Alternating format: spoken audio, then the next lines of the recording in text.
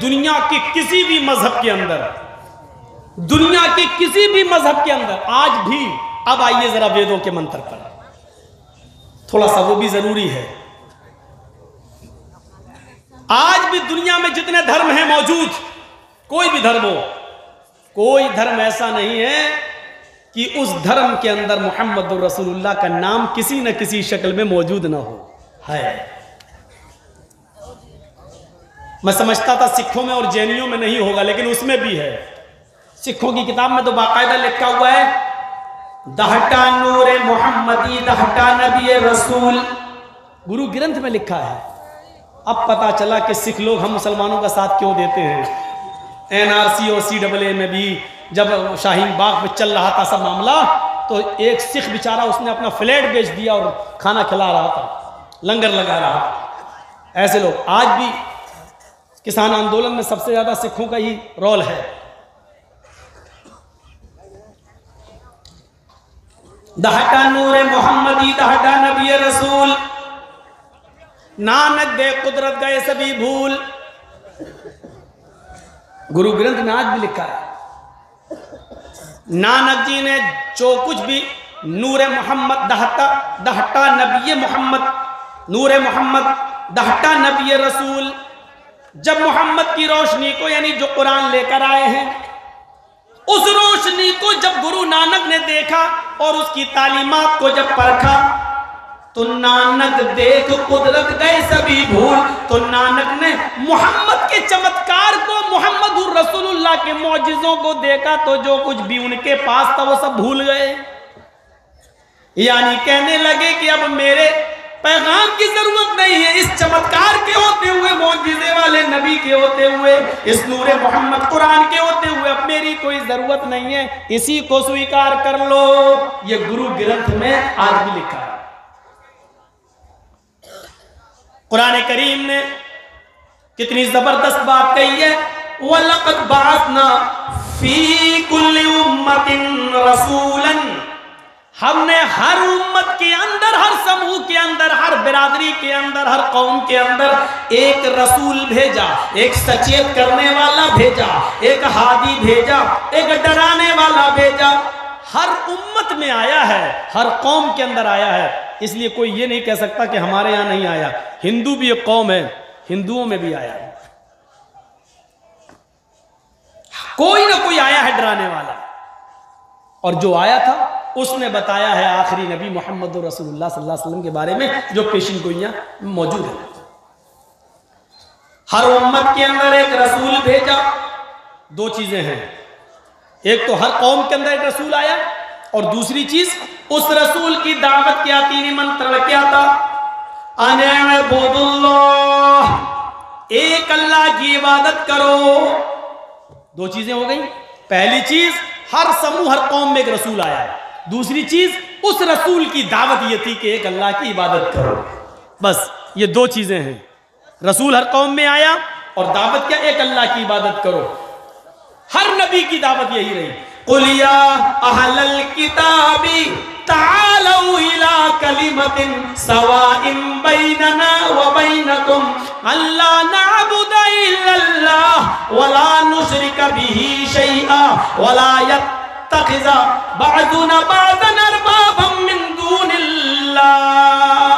आए मोहम्मद सल्लल्लाहु अलैहि वसल्लम, आप अनाउंसमेंट कर दो, आप ऐलान कर दो, या अहलल किताब, आए अहले किताब, आए किताब वालों, आए तौरात वालों, आए जबूर वालों, आए इंजील वालों, आओ एक ऐसे कलमे की तरफ, तालू इला कलिमतिन, आओ एक ऐसे मूल मंत्र की तरफ, आओ एक ऐसे कलमे की तरफ जो हमारे और तुम्हारे दरमियान बराबर है, हम में और तुम में उसका कोई अंतर नहीं है, कोई फर्क नहीं है।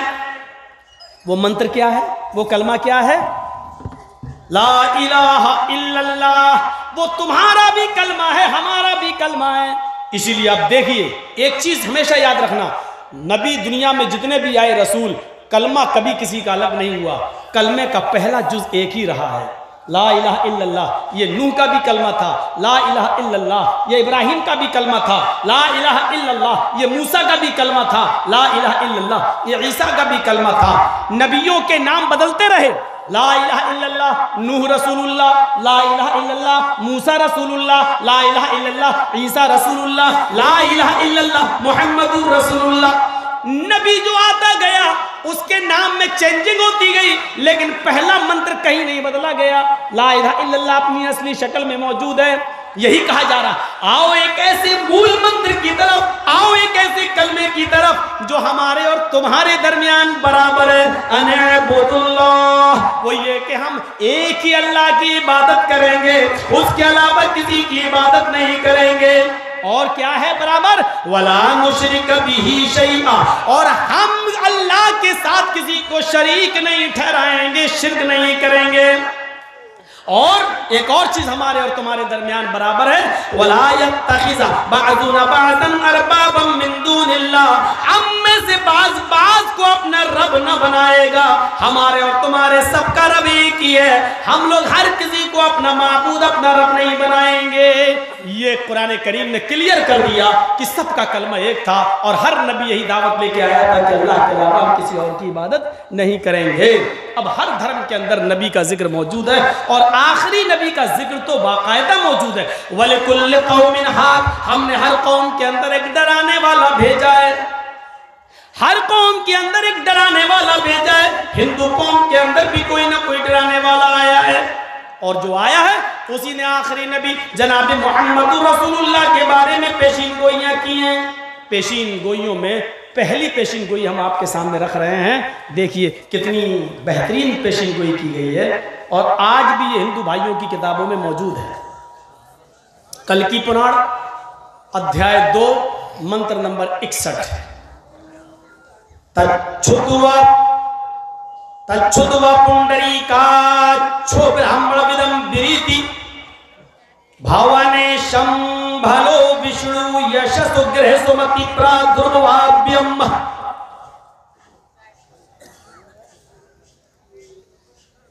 द्वादशो में शुक्ल पक्ष से माधवे मासी माधियम। पहले 2 मंत्र पे चलो, फिर और आगे देखते हैं। पुंडरीकाक्ष ने बताया, पुंडरीकाक्षो तच्छुत्वा पुंडरीकाक्षो ब्रह्म विरीति, अंतिम ऋषि कल्कि अवतार आखिरी नबी ब्राह्मण खानदान में आएगा, उच्च वंश में आएगा, ब्राह्मण खानदान में आएगा। एक जगह यहां जलसा कर रहा था तो एक आदमी खड़ा होकर कहने लगा, ये मौलवी को भगाओ, ये मोहम्मद सल्लल्लाहु अलैहि वसल्लम को कह रहा आखिरी नबी को ब्राह्मण खानदान में आएगा। ये कैसा मौलवी, ब्राह्मण बता रहा। वो तो एक हो गया, लेकिन वहां उस इलाके में कुछ हिंदू भाई थे, उन्होंने मेरी बड़ी रक्षा की। उन्होंने कहा नहीं मौलाना साहब बोलो बोलो, आप बहुत अच्छा बोल रहे हो। हिंदुओं की समझ में आ रहा है, मुसलमान के समझ में नहीं आ रहा है। आप देख रहे हैं इस वक्त उत्तर प्रदेश में इलाहाबाद का क्या हाल है। एक स्कूल की प्रोफेसर ने डीएम को एप्लीकेशन दी है। 5:30 बजे के करीब मस्जिद से अजान की आवाज़ आती है, मेरी नींद खुल जाती है, फिर मुझे नींद नहीं आती है, जिसके कारण मेरे सर में दर्द हो जाता है। देख रहे हैं, मुझे कुछ नहीं कहना है, कोर्ट अपना काम कर रही हो, करेगी। जो हुक्म होगा वो सबके लिए लागू होगा, नहीं होगा तो किसी के लिए नहीं होगा। कोर्ट अपना काम कर रही है, प्रशासन अपना काम कर रहा है। मुझे सिर्फ बताना इतना, अजान की आवाज़ सुनकर गैर मुस्लिमों की आंखें खुल रही हैं, उनकी नींद चौंक रही है, वो बेचैन हो रही हैं। लेकिन अफसोस की बात यह है कि जिनके लिए अजान दी जा रही है उनकी आंखें नहीं खुल रही हैं और वो घोड़ा बेच बेच के सो रहे हैं। गैर मुस्लिम की हिंदू औरत की आंख खुल रही है, वो अजान की आवाज से बेचैन हो रही है, फिर उसको नींद नहीं आ रही है, वो एप्लीकेशन दे रही है, आजान की आवाज से गैर मुस्लिम उठ रहे हैं। लेकिन जिनके लिए आजान दी जा रही है और जिनके लिए कहा जा रहा है अस्सलातु खैरुम मिनन नौम, नींद से बेहतर नमाज है, आज वही घोड़े बेच कर सो रहे हैं। ऐसा लगता है जैसे रात में मछलियां बेच के आया था। उसके कान पे जू तक नहीं रिंग रहा है। यही हाल होगा जब तुम नमाजों से और मस्जिदों से दूर होगे तो गैर मुस्लिमों के जरिए अल्लाह तुम्हारी मस्जिदों से अजानें बंद करवाएगा। झगड़ा ही नहीं है लाउड स्पीकर का, झगड़ा ही नहीं है। अगर मुसलमान खुद वक्त के पाबंद हो जाएं तो उनके मोबाइल में भी टाइम आता है, उनकी घड़ियों में भी टाइम होता है। कोई जरूरत नहीं है माइक से अजान देने की, बगैर माइक के अजान। अगर मुसलमान मस्जिदों में आना शुरू कर दें तो जरूरत ही नहीं है लाउड स्पीकर इस्तेमाल करने की। गैर मुस्लिमों को फिर मस्जिदों से पाबंदी होगी। इतने लोग जो सुबह उठ सकते हैं और अपने रब के लिए अपनी नींद की कुर्बानी दे सकते हैं, ऐसी कौम से लड़ना बेकार है, बेकार। लेकिन हमारे पास एहसास नहीं। तच्छुद्वा पुंडरीकाचो ब्राह्मण विदम्बिनी, अंतिम ऋषि कल की अवतार ब्राह्मण खानदान में आएगा। भावाने विष्णु यश सुगृहे, विष्णु यश के घर में, विष्णु यश के घर में उसकी पैदाइश होगी, उसका जन्म होगा। सुमति प्रादुर्भाव्यम, और सुमति के पेट से वो जन्म लेगा, सुमति के पेट से जन्म लेगा।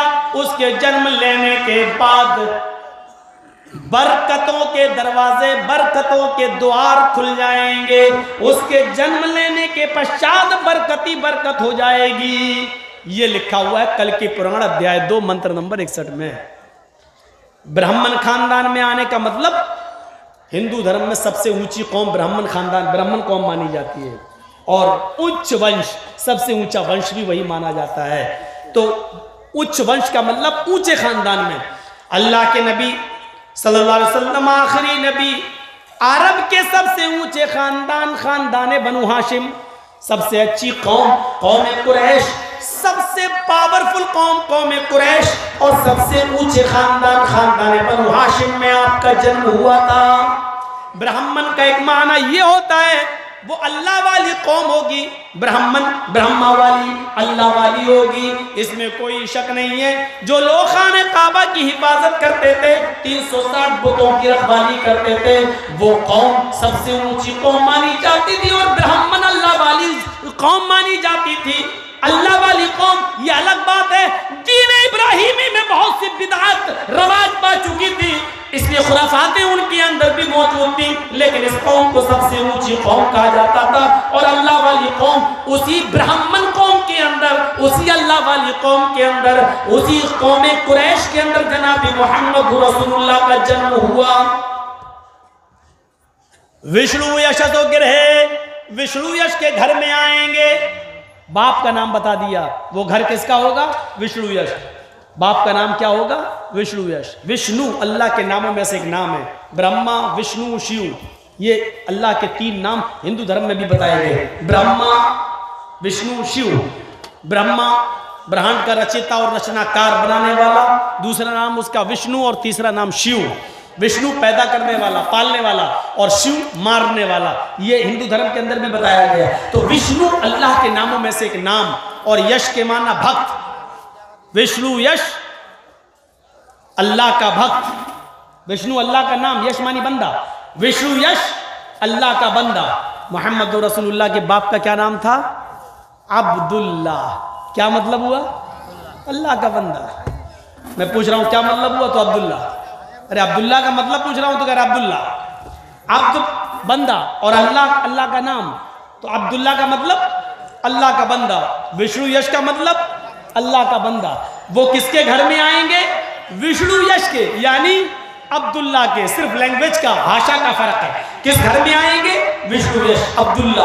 माँ का नाम क्या होगा? सुमति। सुमति के गर्भ से, सुमति के पेट से पैदा होंगे। सु सुंदर, संस्कृत देखिए, सु सुंदर, मति मानी शांति वाली, अमन वाली, खूबसूरत और शांति वाली। मोहम्मद सल्लल्लाहु अलैहि वसल्लम की माँ का नाम क्या था? आमिना, अमन वाली, शांति वाली। अल्लाह के रसूल किनके पेट से पैदा हुए? आमिना।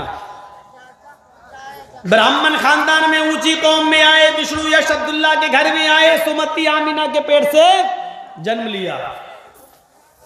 आखिरी टुकड़ा, उनके आने के बाद जन्म पश्चात बरकतों के दरवाजे खुल जाएंगे, इसमें कोई शक नहीं। मोहम्मद रसूलुल्लाह के पैदा होते ही बरकतों के दरवाजे खुल गए थे।